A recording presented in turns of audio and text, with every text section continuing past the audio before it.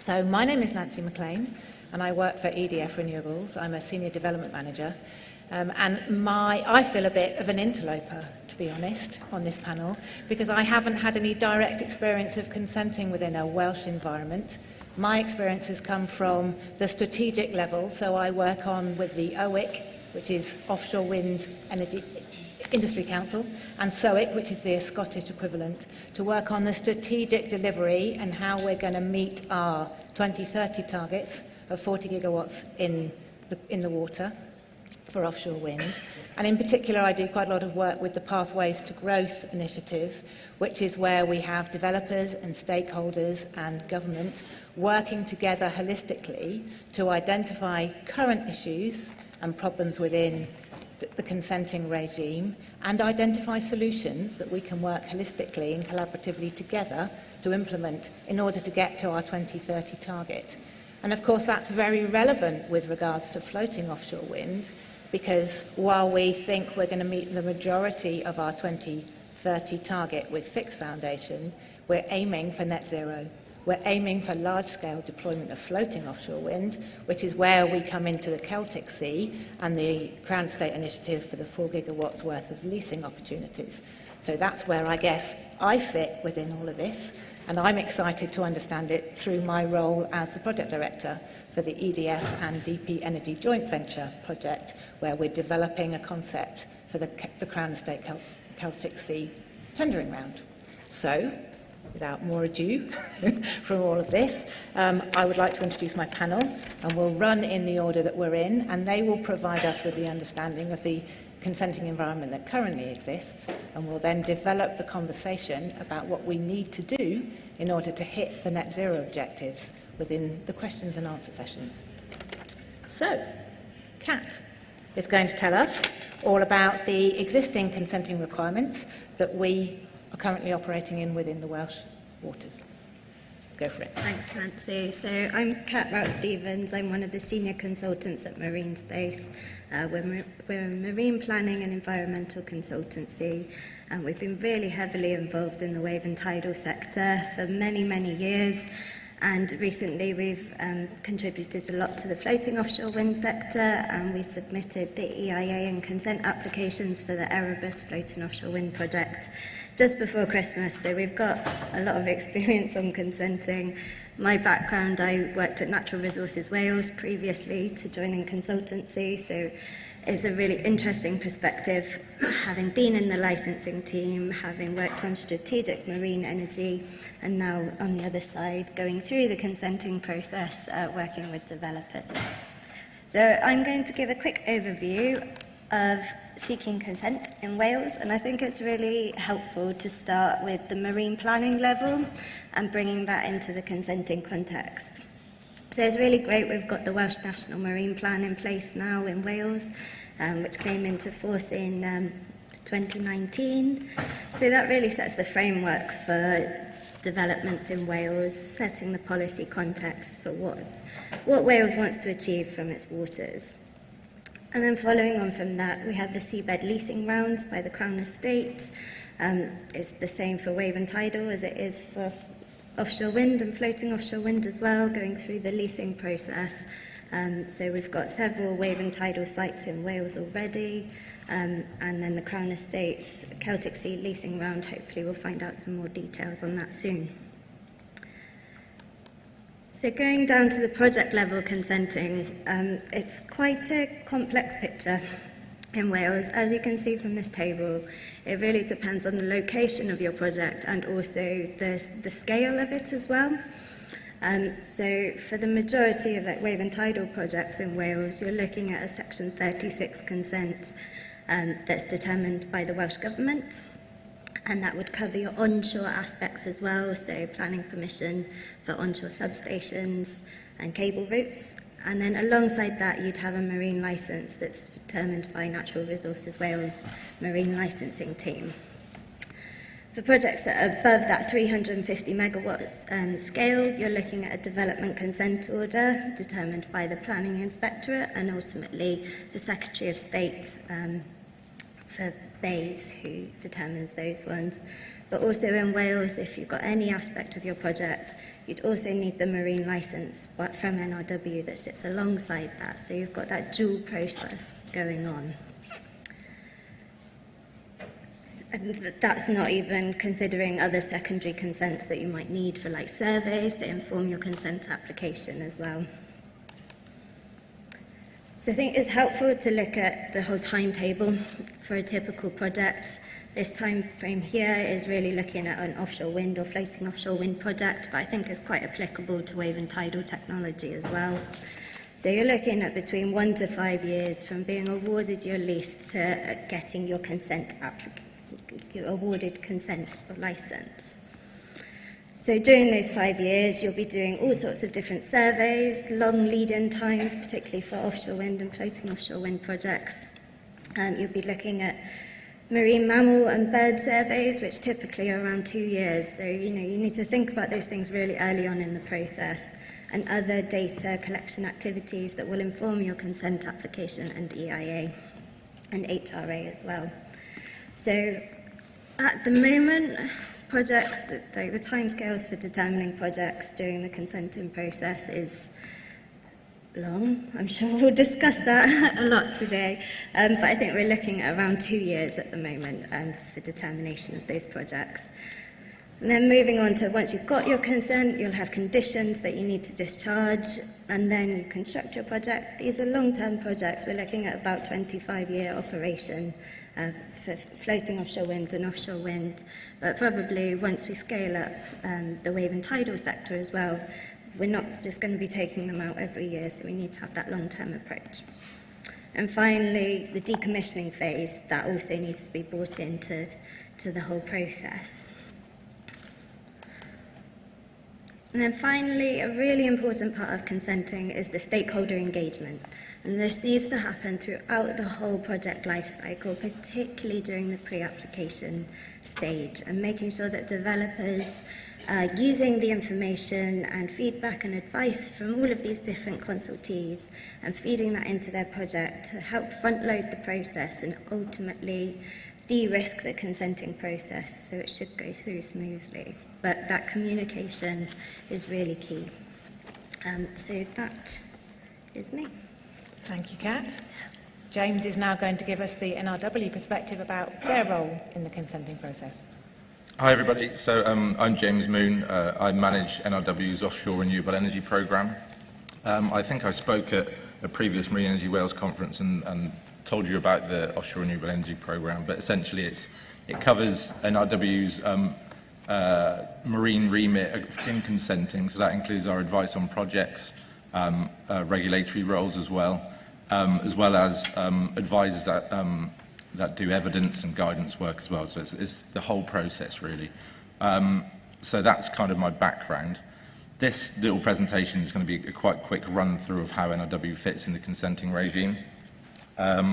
Essentially, we have two main roles. So as Marine Licensing Authority acting on behalf of Welsh ministers, and as Marine Advisor and Statutory Consultee.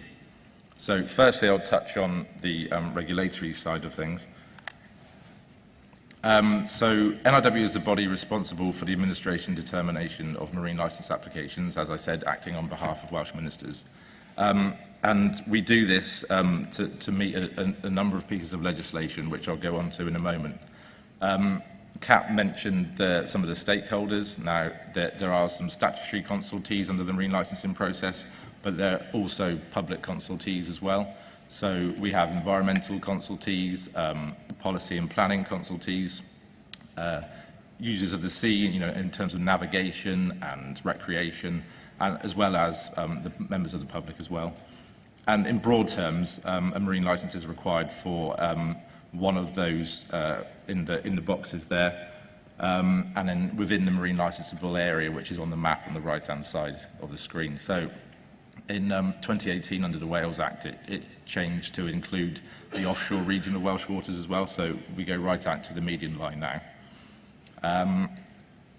So in terms of the legislation, I hope Welsh Government don't mind, but I took this from their infographic off their website. I think it's a really good sort of summary of the legislation that we have to consider when reaching a determination of a marine licence. So on the left-hand side of the screen, on the bottom there, are kind of the three key pieces of legislation that require additional assessments as part of a marine licence process. You have the Marine Works regulations, which is essentially what EIA comes under and whether you require an EIA or not, and then if you do, the EIA consent decision following that. Also of real importance is the conservation of habitats and species regulations. Some of you probably know that better as the Habitats Directive, which was transposed into UK legislation following Brexit. So under that, the habitats regulations assessment is required to be undertaken by the competent authority, which is NRW in this case. And then the Water Framework Directive as well, where a Water Framework Directive compliance assessment is also required. On the right-hand side is legislation that we make decisions in accordance with.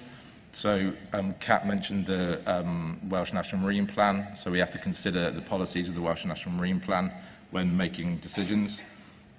Also have to consider the Wellbeing of Future Generations Act and the Environment Act in terms of sustainable management of natural resources and our wellbeing objectives.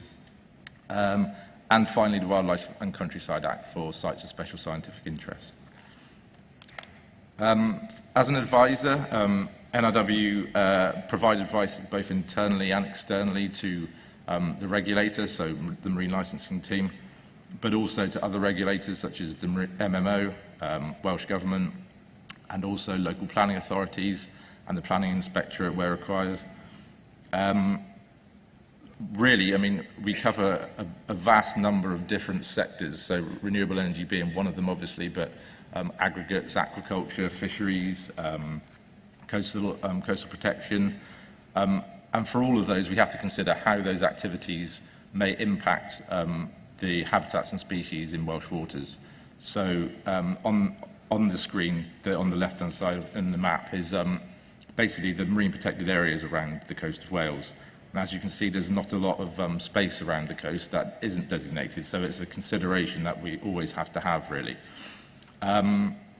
So in terms of, we've mentioned pre-application advice yesterday and today. I mean, I can't reiterate enough how important that is, but I did see a few questions around charging yesterday. We do charge for discretionary pre-application advice. So that is part of the process, but I think it's an essential part of the process that is certainly worthwhile for those of you who require consents to undertake. So, and then this slide here is just to cover some guidance that we have. These slides will be shared, so you can follow these links. I won't run through them all, but essentially, yeah, that's some of the useful guidance that we have on our web pages that you can use and access. And there's a whole host more as well that we might touch on in a moment. I think that's me. Is that you? Okay, so we're now going to, little step change. You heard Jess talking yesterday about the evidence and change programme that the Crown Estate are funding and how data gaps are turning into quite a large constraint with regards to consenting. And that's not just in our understanding of baseline and impacts, but it's also technology. So Natalie is going to tell us about Welsh Government's evidence packages and how spatial data is being used to provide environmental evidence and help bridge some of these data gaps. Thank you.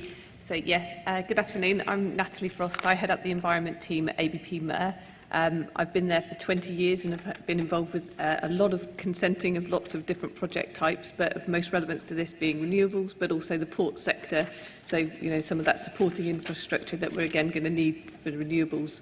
We've also been supporting at more of the strategic level, sort of helping with development of sort of marine spatial planning and policy. And this is where this presentation effectively tries to bridge some of those gaps. So I'm going to present a very brief overview of some of the work that we did working with Welsh Government and NRW to produce evidence packages for tidal stream, wave and aquaculture. So the project was effective, sort of neatly called Sustainable Management of Marine Natural Resources in Wales.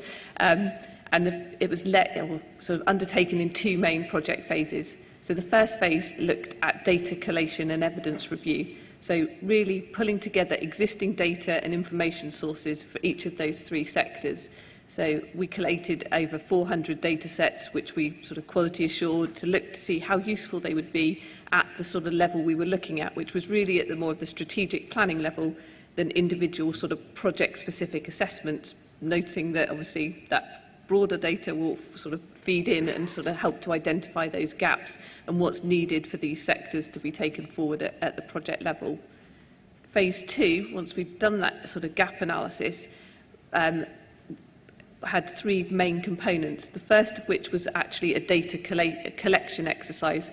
So we went out and collected benthic data off Anglesey and off Pembrokeshire to fill some of the gaps in the benthic data that we could identify from that initial evidence review. We then undertook some constraints and opportunities mapping, so to look at where the potential key areas of constraint might be for a particular sector, or conversely where the opportunities might be. So looking at the relative degrees of consenting risk or perceived consenting risk around the available evidence, and that was all put together in a series of evidence packages. So the evidence packages are available online, and I've put the link there, and as James said, the presentations will be available afterwards, so they are on Welsh Government's website. But as a real high-level summary, each evidence package had an introduction, so an introduction to the project as a whole. So what are the concepts of sustainable management? What do we mean by that in the marine environment? Why did we undertake the project in the first place? The sector information, so some background information for that sector. What's the current level of activity? What are the future aspirations for that sector? Policy and legislation, so all of the relevant sort of policy legislation that might be of relevance when trying to take a project forward within that sector. Information on consenting, so some of the assessments that you need to do in order to take those projects forward to application stage, and highlighting some of the evidence and the guidance that's available to people or developers, consultants, wider stakeholders to pull all that information together. It also outlines the available evidence in the context of the particular resource areas that were identified in the marine plan for each of the sectors. So it gives an overview of the designated sites, the ecology, the physical environment within those particular resource areas. So providing that background context, as well as highlighting some of those key data sets that we've collated and brought together as part of this project. And along with that, it highlights the limitations and assumptions associated with actually using that data. This is broad-scale data. There are gaps in it, and it's, just because there's no data doesn't mean something's not there. And all of those types of issues are tried to be brought together within that data tab.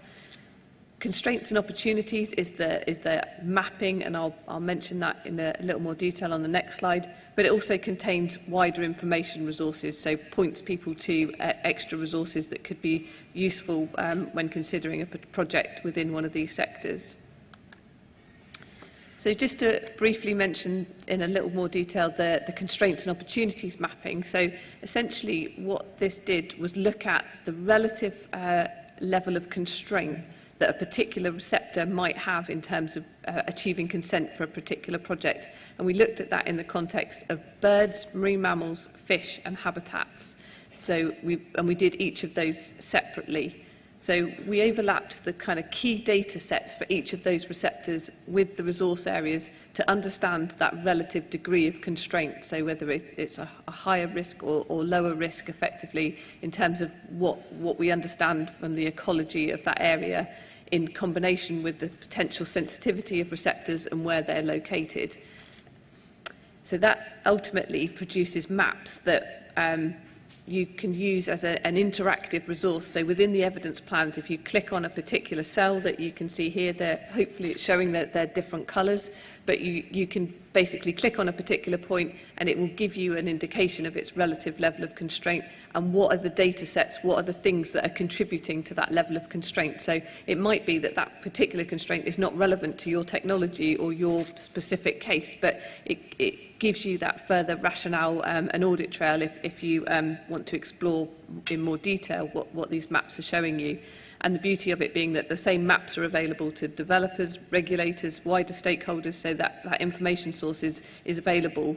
And the whole sort of ethos of these evidence packages was that we developed a method and a format that could be updated and repeatable. So as we learn from projects, as more evidence becomes available, more local data becomes available, it feeds into them, and this evidence base can keep being updated to kind of improve the evidence base and hopefully help with the consenting process going forward. So just to give you an example, so this is just an example of the outputs from the tidal stream wave energy aquaculture in relation to marine mammals. And as I said, you can use the map when you use it, the evidence plan, you can sort of zoom into wherever you want within the Welsh area and click on those cells to see what it is that you think is providing those constraints. Fantastic, thank you very much. Kate is going to tell us and give us an overview on NOVA's environmental monitoring and how you're addressing vital evidence gaps, which would be really interesting. Thanks, Nancy, and Pnawn Da. Good afternoon, everybody. I suppose I'm the industry representative on this panel. And for those of you who heard John, my colleague John Marr's presentation this morning, we're a tidal energy developer. We develop tidal turbines and then develop project sites to deploy those turbines. So this is just an image of our 100 kilowatt plug and play tidal power station. So consenting is often seen as a sort of a negative topic to discuss, seen as a hurdle, a barrier to development. So I actually wanted to take a slightly different approach to my little section of this presentation, which was to talk about some of the positive experiences we've had with our consented sites around the world. So we have 2 consented sites, one in Petty Passage in the Bay of Fundy, and another in Shetland, the Shetland Tidal Array up in Blue Mill Sound in Scotland. So I just wanted to talk about our experience of consenting with these 2 projects and some of the sort of the more positive solutions-based approaches that we've encountered. So the Bay of Fundy, our Nova Tidal Array, will be a 15 turbine project.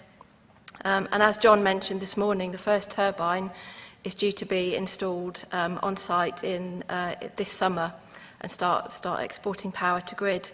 And the key licence or consent that was required for that project was authorisation from the Department of Fisheries and Oceans, which is a federal cross-Canadian regulator, Canada regulator.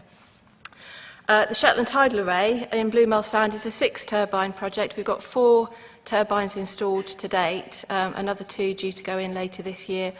And the key licence there that we required was from Marine Scotland's licensing operations team.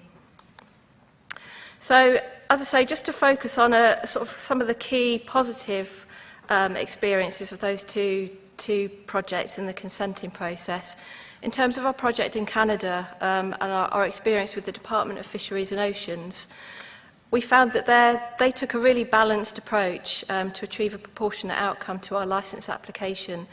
They took on board all the views of their statutory and public consultees and other stakeholders and took a really measured approach to how they reconciled sometimes competing and conflicting views from their consultees and stakeholders.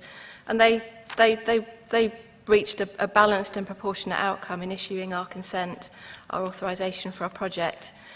Another key positive for us with Canada was that we didn't have to carry out any baseline surveys to achieve consent for that project. The environmental monitoring of that project was a core component, as important as the engineering aspects of the project, and a key part of the project design. And so our application was accepted by DFO on the basis that we submitted an environmental monitoring plan that would describe how we would phase deployment of turbines incrementally whilst gathering the environmental information through a post-consent environmental monitoring plan to ensure that the evidence base was keeping pace with the scale of deployment of turbines. And DFO acknowledged that that was the best way to deal with uncertainty and risk in the consenting process. So that immediately accelerated the consenting process for that project. And in Canada, we were working to set timescales. We achieved consent for that project less than 7 months from the point of application, and actually it would have been quicker than that had it not been for COVID. There was a delay in the consultation process with First Nations, who are a key stakeholder and consultee in any authorisation process in Canada, and COVID made communications and consultation with Indigenous communities very difficult. So moving on to our experience in Scotland, one of the key positives that we took from that process was partnership working. So we worked with Marine Scotland and Nature Scot, previously SNH, Scottish Natural Heritage, to collectively identify solutions. The whole consenting process was based around finding solutions, not finding problems. So Nature Scot actually sat around the table with us and worked with us to identify ways to get our devices consented and installed. Another key enabler in Scotland was Marine Scotland's deploy and monitor policy. And again, this comes back to the philosophy really that the best way to understand how turbines interact with the environment and the best way to reduce uncertainty and understand risk is actually to stick kit in the water and monitor it. And that deploy and monitor policy sort of recognised that, formalised it within the consenting process and gave us an accelerated route to consent. And again, we had a really positive experience with consenting for our extended Shetland tidal array, and we were awarded a marine licence for that project within 2 months of the date of application. So just to sort of summarise some key sort of shared enablers based on our experience in Canada and Scotland, the government support and policies in Canada and Scotland had a really clear and direct positive influence on the consenting process at an officer level within the organisations that we were working with. The attitude to risk was very proportionate in Canada and Scotland. There was an acceptance that there's always going to be residual risk and uncertainty in consenting processes, and that was accepted as part of the application. And as long as we were identifying sensible mitigation and adaptive management with embedded environmental monitoring, that risk was sort of an accepted part of the consenting process and wasn't seen as a barrier to consent. So just to sort of summarise really, I think, adopting some of these measures, some of which, some of these things are underway and under development in Wales. Our experience in Canada and Scotland is that these types of measures could really accelerate consenting significantly in Wales.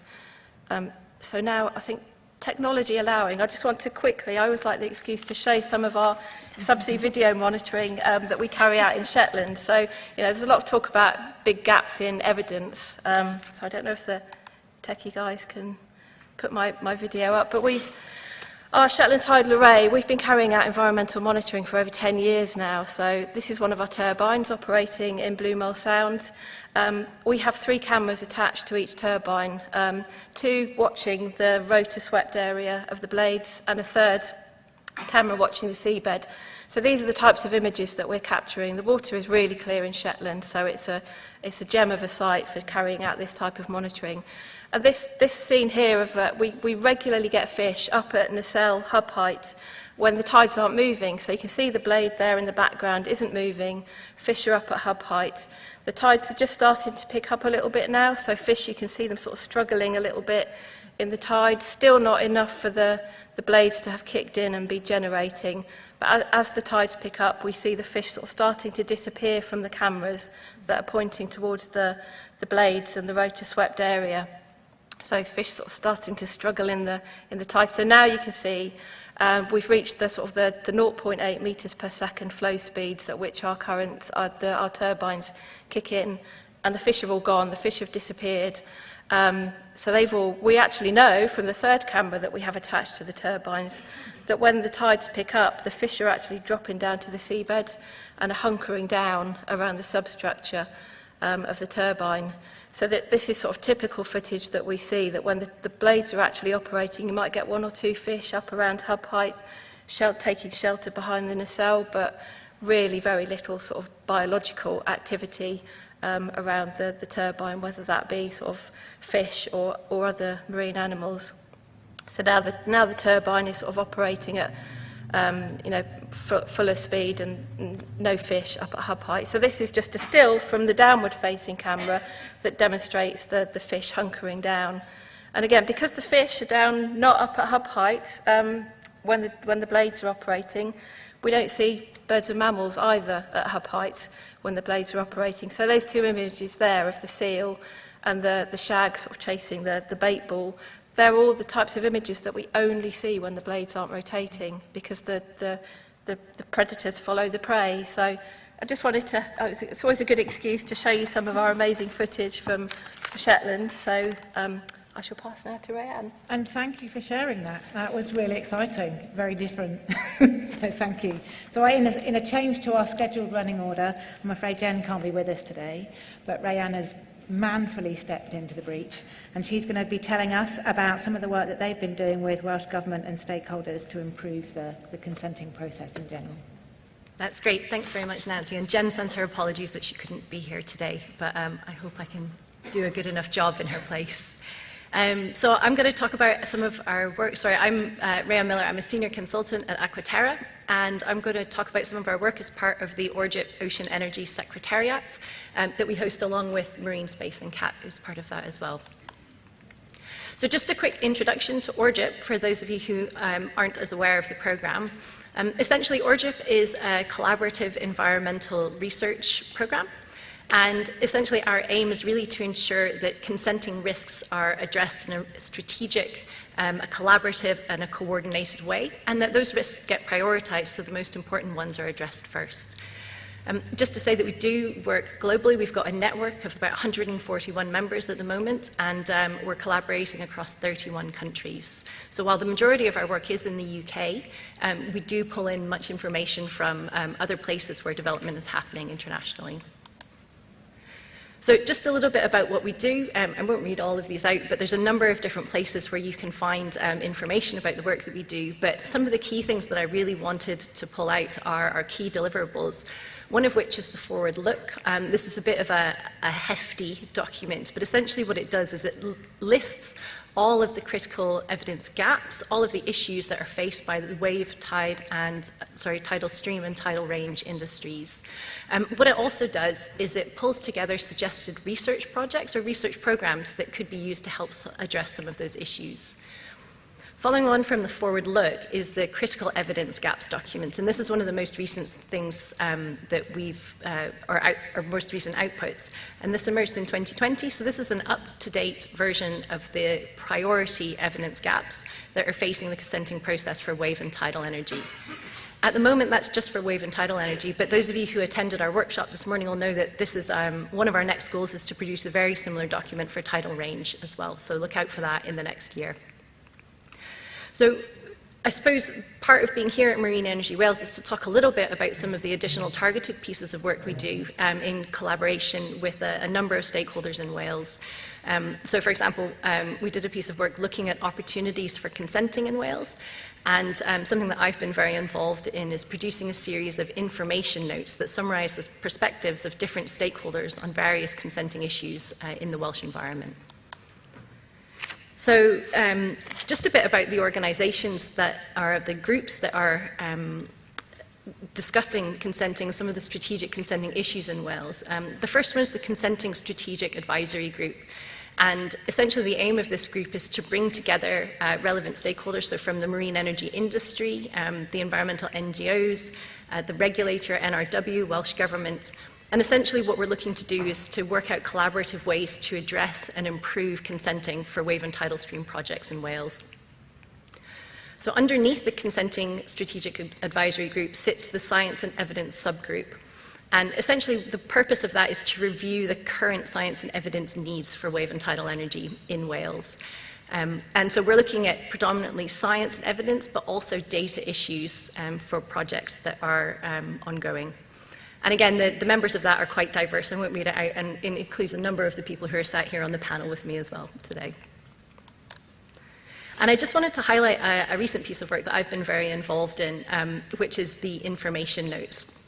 So this is something that they haven't been published just yet, but they will be, and they'll be published on the Welsh Government website, so look out for them. And essentially the purpose was to help provide information about the perspectives of the various members of the C group, really to facilitate more robust but also more proportionate applications. And essentially what we really wanted to do was to set out the perspectives of the different organisations so that no group is going into that process blind. So for a developer, it might set out what the expectations of NRW might be, for example, or the environmental NGOs might be with regards to various key consenting issues. Likewise, it includes perspectives from members of industry as well. And the reason for doing this is from my perspective, is to set out where the different parts of the sector sit, because if we don't understand each other from that perspective, it's very difficult to close some of those consenting gaps if we can't understand each other's perspectives in the first place. So one key thing to point out is these are not designed as formal policies to provide formal guidance. Instead, they're very much more an advisory document. And that's me. Okay, and then last but no means least, James is going to have a second appearance. Yes, two and he's going to tell us about how Welsh Government, you're working with NRW and Welsh Government on the end-to-end review of the consenting process. Could I ask the tech guys to put my presentation back up? And there's a slide at the end that I'll put up on screen. Thank you very much. Almost seamless. Yeah, almost. Fantastic. So I really apologise for the amount of text on this slide, but I thought it was important to get it on there so that you can all see the recommendations from the deep dive. Lee Waters spoke yesterday about the renewable energy deep dive that took place towards the latter part of last year. And that was a review across all of renewables, terrestrial, marine, and, in Wales. So it focused on a number of key themes, and consenting was one of them. And what I have put on the screen there is the recommendations that came out of the consenting side of things. And a number of you in the room obviously provided input to that and sort of helped formulate some of these recommendations. The link in the top right-hand corner will actually take you to the full document. But I've just highlighted there some of the sort of key ones which are relevant to what we've been discussing today. So the first one being essentially that the Ministers asked for an end-to-end review of marine licensing. And this is to be an independent review that is a review of the full marine licensing process from pre-application to application, determination and post-consent. And it's from the perspective of the user. So they're really keen for sort of stakeholder input. And at the moment, the procurement exercise is ongoing and is being led by Welsh Government. When that procurement exercise is over, they will be publishing a stakeholder note, which will provide an overview of what the end-to-end review seeks to achieve. NRW have been working very closely with Welsh Government on the scope of the review, and obviously that's going to feed into the procurement process as well. I think they're quite keen for it to be quite a fast-paced process, so the delivery in sort of summer this year, maybe autumn for publishing. So it's going to be quite fast-paced, but there will be opportunities for stakeholders to engage. The process by which that actually happens hasn't yet been decided until the contractor's been appointed. We won't be able to say how that is going to be done exactly. But so that's the end-to-end review, and it might prompt some questions in a moment. But the second one, 7B on the list, is around resourcing. I think we've spoken about resourcing a number of times in the last few days already. But it was recognised that resourcing is an issue, both for the regulator, for the advisors, for the industry in general. And this particular recommendation focuses on NRW's offshore renewable energy programme as a need to formalise that capacity that we have in NRW. So originally they were on FTA. The staff under that programme are on FTA contracts, but they've now been made permanent in the last few weeks, which is really good news.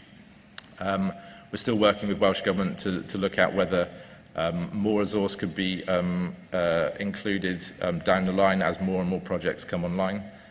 You're all well aware that the sectors as a whole are just getting very, very busy at the moment. So the pressure on NRW as a regulator and advisor is really quite high. So that's something that we're very aware of, and we're trying to keep pace with, really. And then finally, 7C is around identifying priority marine evidence gaps. Rayanne and Kate have just spoken about evidence, sorry, Natalie as well. And so that's one of the key things to address. The end-to-end review will be a product. The evidence gaps is going to be a long lead-in item, and we need that. We need to address those evidence gaps to be able to sort of progress consent in a sort of proportionate and risk-based way. So, yeah, so that's what I was going to cover on the end-to-end review. Super, thank you, James. And I guess one of the things that we should also say is that the resource problem, and it is a problem, isn't just a problem in Wales, it's a problem nationally. So this is something that the Pathways to Growth workstream is trying to address through the OIC sector deal discussions, where we're talking with all the stakeholders and the determining authorities to try and work out what to do about it. And there's no silver bullet, is there? So it's going to be an ongoing discussion, and we should bear in mind that it is recognised at that holistic national level, and we'll try and sort it out as an industry and a group of stakeholders together. So Absolutely, yeah. Thank you for their update as well. So all I'm basically saying is no questions about trying to bash James about resources. We'll leave all of those till later, because we recognise it's an issue as an industry as well, so we'll try and address it that way. That work? Yeah, no, that's great. Super. Well, just to say, though, as well, that, I mean, we had lots of industry engagement in the deep dive, and it's because of that lobbying and that sort of input from the sectors saying that NRW need more resource, and it has been heard, and our conversations with Welsh Government have happened because of that. So, it's a fantastic thing that, speaking to colleagues in the MEW advisory board and stuff, that everybody has been singing from the same hymn sheet. So it's really positive, I think. And industry are not blameless for your lack of resource. Half our panel have migrated on. And so that's another thing that we're recognising, that as an industry, we have a responsibility to help train the casework officers of the future, and to make sure that that information about all the technologies that we're trying to deliver for net zero is there as a training material for our stakeholders and our determining authorities as we progress through the system. So hopefully we can all work collaboratively and find a solution. I think on the resourcing point, obviously, that all the organisations and consultants as well all need additional resources at the moment, but I think there's something else in we need to change our approach on, particularly around consenting. So it's not just having more people all doing the same things, it's looking like, right, okay, can we get more people in, can we do things differently that relieves pressure? So I know NRW have a guidance project going on at the moment, so trying to address some of the issues that, the minor things that keep coming up again and again. So it takes the pressure off the resources so they can focus on the key issues around consenting, the meaty stuff. Yeah. And I think if we think about the PINS process for those projects that Kat was talking about earlier that were larger than sort of like the 350 megawatt scale that go into that PINS, that National Infrastructure Scale project, they have a very different and structured way about talking about public consultation and providing almost like a draft EIA before they submit, so that everybody gets a chance to look at that draft EIA and make some comments. And I think one of the things that we're thinking about at the industry level is how to prevent developers, and we are one of them, from submitting a scoping document before we really know anything about the site, so it's generic. We'll of course get generic scoping responses back because there's nothing to be specific about.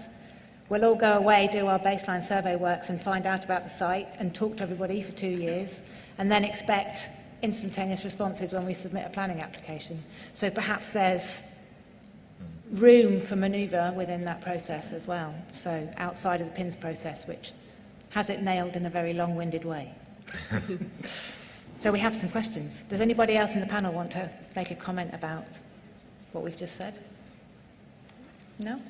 I think, sorry, on the scoping bit, that me and Kate have talked about this before, but there needs to be like an iterative process to scoping. So as you get more information about your project, there has to be an opportunity for that to feed in, so your scoping opinion essentially gets updated, so that again you're focusing on the issues that matter for consenting, because at the moment we're seeing, like, with all renewables really, the scale of the documents that you need to provide alongside your consent application, so your environmental impact assessment and your habitats regulations assessment as well, they're huge documents. And is there a way we can look at that and like tackle some of the less significant issues, so we don't have to provide so much evidence, which again takes time for people to go through, to comment on, even if it is all okay. So it might mask some of the more challenging. Yeah, I'd agree with that. Just to add to that, you know, quantity isn't quality when it comes to environmental statements, and I think it actually has the reverse effect. It means that you have to plough through reams and reams of dross and, quite frankly, irrelevant information to get to the stuff that is going to be a material influence on whether the consent is going to be issued or not and what the conditions are going to be. So I think we need to get far better at having a laser-sharp focus on the things that really matter. Yeah, I'd agree. Yeah, Just to add to that, in terms of learning from previous projects' experience as well, having reams and reams and reams of information that's not focused isn't helpful for future projects either, who are trying to learn through that and have to sift through all of that information, all of that data. Whereas if it's much more focused, then that enables learning on the future projects, which in turn will help to accelerate the industry.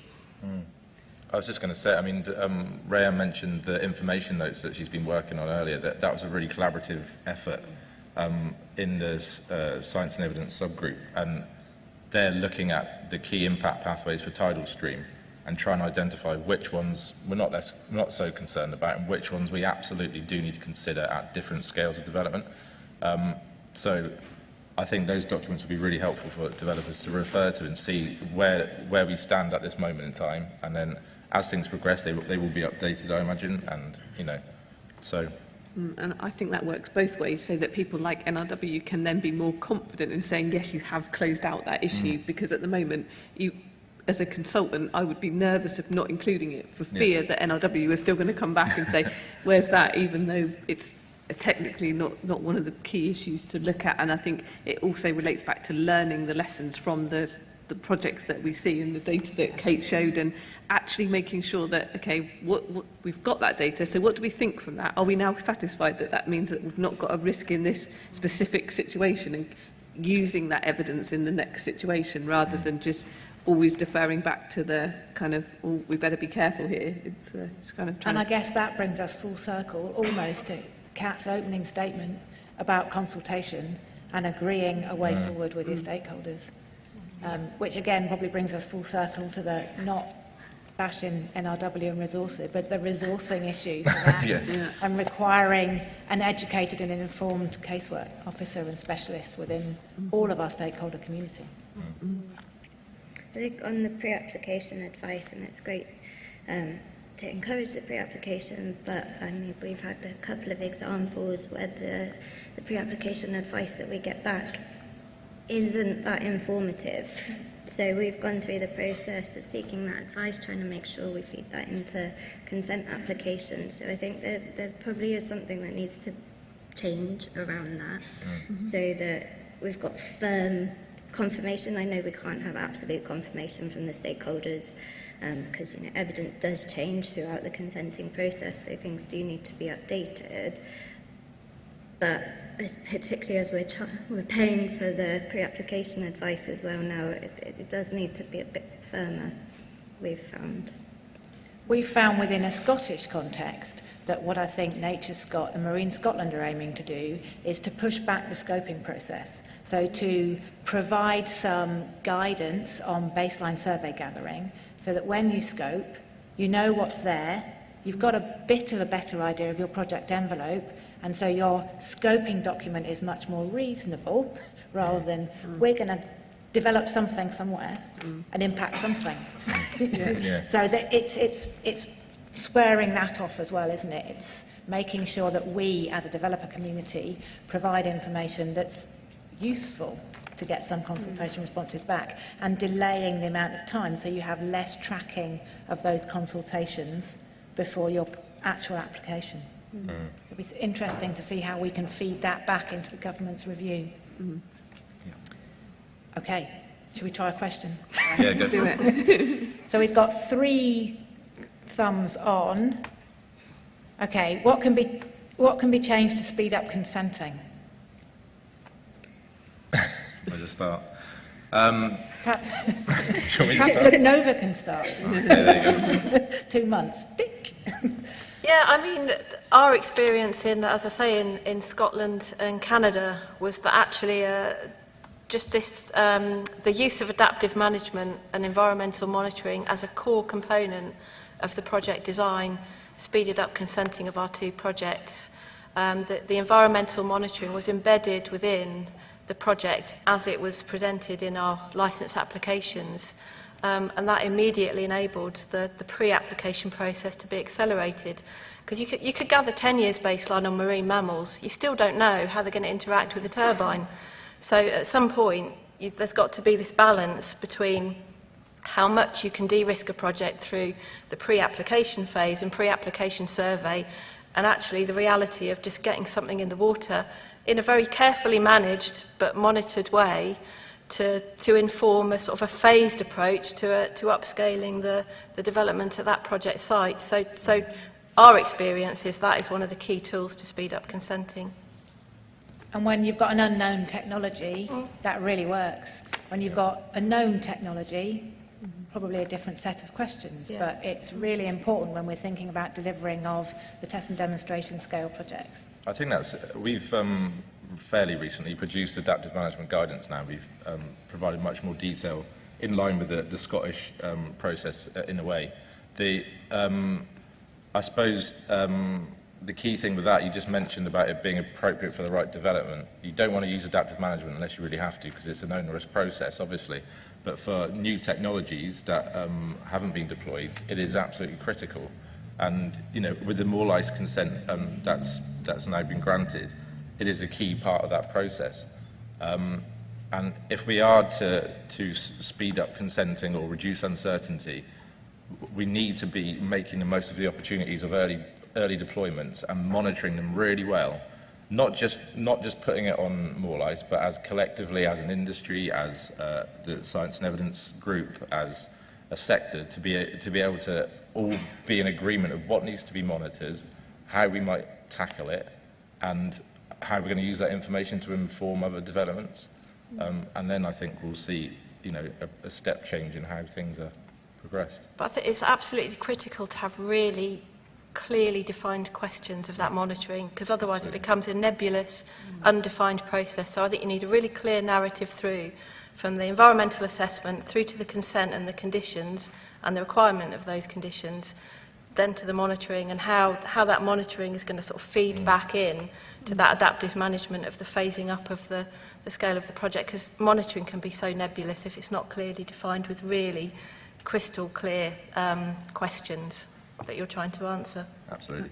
Yeah, exactly. And it's making sure that and I'm just sort of focusing on another question that's coming up about kind of wider stakeholders and other people that might object to your schemes, that those organisations and wider also need to be sort of the results of this monitoring and the input to that process. They need that extra involvement, because otherwise they won't have that same comfort. There's no point in us convincing one regulator that this is the answer if other wider stakeholders aren't on board with that same evidence base. So I think making sure that everybody's familiar with what's proposed and how it's done is sort of. And I also helps think with one of the key outputs of the adaptive management is sharing of the data and the results. Absolutely. So yeah. in order to deliver on a wider industrial stage, so that's why it's Yeah. so good that we've got so many different funding bodies Yeah. getting involved with development of the adaptive management and the monitoring, so that Yeah. we know that data will get shared by the industry.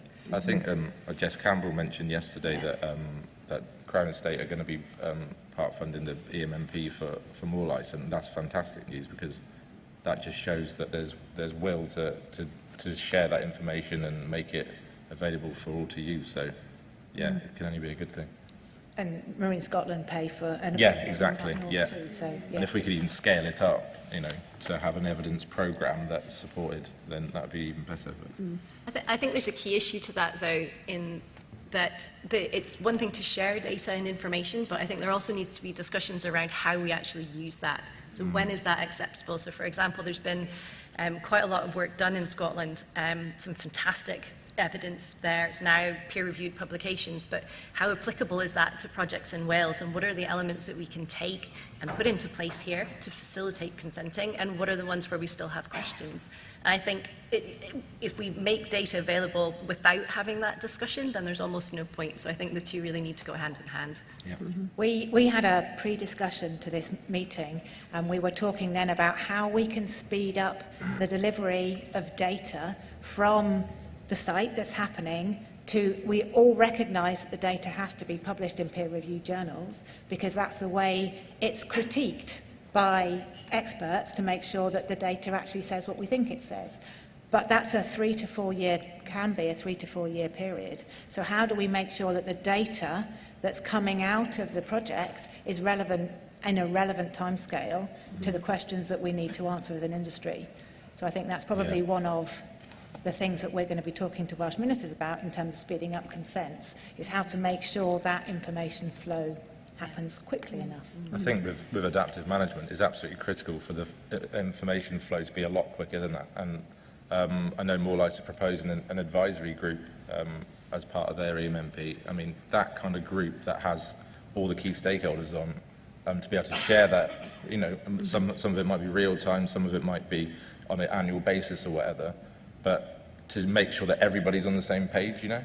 I don't know the full constitution of that group, but Kat might know. There's a real opportunity with More Life, like to get that real live monitoring data. We've got the advisory group set up. We'll be having the first meeting in 2 weeks' time, so it's very live. But there's also a lot of pressure on the EMMP for More Life, and I'm just talking about like speeding up consenting. If we're throwing everything into post-consent conditions, is that just shifting things about? So as long as we're able to like work together, regulators and SNCBs, to make sure that the projects do scale up over time, and that say that for smaller developers, I think they're slightly worried that they'll have to have that level of monitoring associated with their projects. So it's just making sure that if we hopefully we'll get really good monitoring data from More Life, and being able to transfer it to other products. Which relates us back to Ryan's point at how different receptors might be behaving differently in different waters, and so we need to be able to make judgments about behaviours of the receptors based on what they're doing, so that we can relate it to different environments as well. Yeah, I mean, you know, what we've seen in Shetland is the ecology is directly related to the physics of the sites. We're just not seeing fish up at hub height when the blades are rotating. And because the fish aren't there, the predators aren't there. And because the predators aren't there, there's no collision risk. So, you know, there's that direct narrative through from the physics to the ecology. And that's where I think the issues of transferability come in. Animals behave in certain ways for certain reasons, and that is transferable. Yeah. We've only got a minute left. I don't know whether anybody has any closing comments that they would like to make. I do. Go for it. So, I mean, like, in terms of consenting, it's really important that we make these changes now.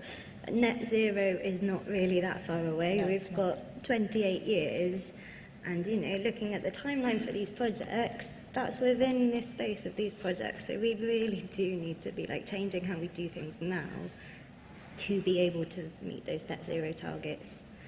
Hear, hear. Yeah, I think that is a very pertinent point to end on. It's one that's held really strongly by the panel that you see in front of you. And thank you all for engaging in such a constructive discussion. I've enjoyed it, and I hope the audience have as well. And thank you very much.